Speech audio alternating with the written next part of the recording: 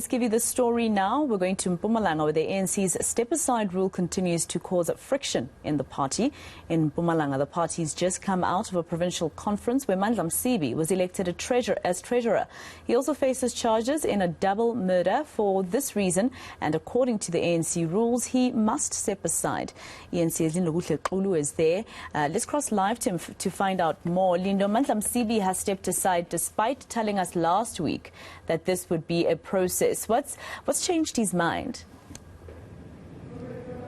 Well, I think it's the fact that the NEC office of the ANC simply just made it clear that the step aside is something that was expected of Mpumalanga. He told us, as you rightfully say, that he was in fact going to make that a process instead of stepping aside immediately as the treasurer, newly elected treasurer of the ANC.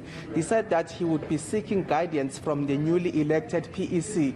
By this doing, he says that he would be presenting the evidence that he has in his case, because he believes that those charges against him, in fact, do not stick in terms of the evidence that's in there. His own words were, "I'm not charged." And this was not necessarily saying that he was not charged with the double murder charge as well as the attempted murder, but it simply means that according to his interpretation of the evidence within the docket, he believes that he does not necessarily need to be charged because there is no evidence that points towards him. But I believe what was the changing factor was the fact that there was a letter that was written to Mpumalanga from the Treasurer General's office, from the NEC, simply saying that he must respond to whether he wants to continue with the path of stepping aside. We do know that he stepped aside when he faced the charges initially as an MEC in the province of Mpumalanga. So the question was, will you do the same when it comes to this newly acquired position of being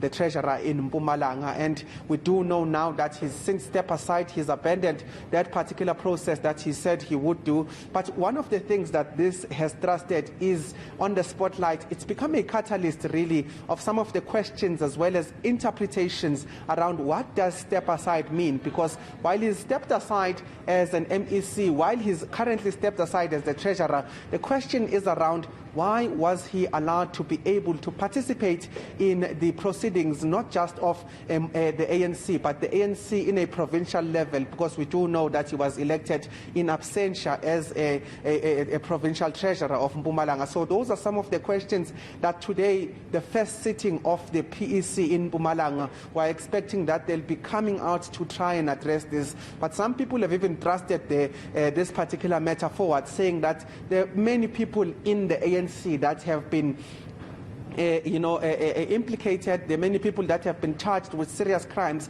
What does it mean for them as we expect some of the provincial conferences to take place? One of them is, of course, in KZN this weekend. They are going to sit for their provincial conference. So what does this mean for some of the members from the branches of KZN in terms of participating in these provincial conferences? That is a question that needs a national interpretation when it comes to the ANC. But today, we're expecting that after the first provincial executive committee meeting to hear just a little bit further about the participation of Mpumalanga within the PEC and just what is expected of him moving forward and what will ultimately have him cleared and come back to serve here at the provincial level. But those are some of the questions that we're left with. What we do know now is that he has since stepped aside. All right, so but Mpumalanga ANC chairperson Mpumalanga says his priority is to unite the province. Surely he's got his work cut out. He's got his work cut out indeed, because we did see, according to the province, they want to call these groups as lobby groups, but we did see that there were some traces of even, divisions among the ANC in Mpumalanga. This, of course, started when there was a vacuum left by the deputy president, that is David Mabuza, when he left the office of the province in terms of being a chairperson, and actually moving towards being the deputy president of the country. That was after the Nasrec conference. But some of the lobby groups that had even tried to get some positions within this PEC that is elected, we know that there were differences. Some of them NI, some of them Focus, some of them RMT, that's Refill Mtweni Tsipane's group.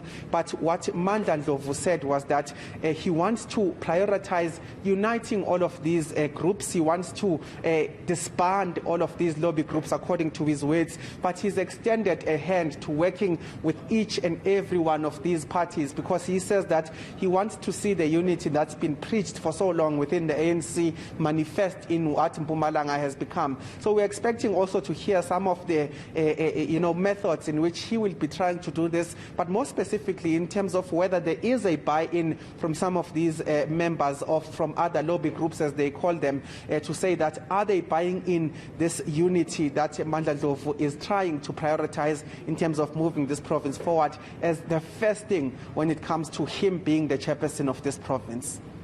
All right, Linda Guhle Xulu in Mpumalanga for us. Let's leave it there for now.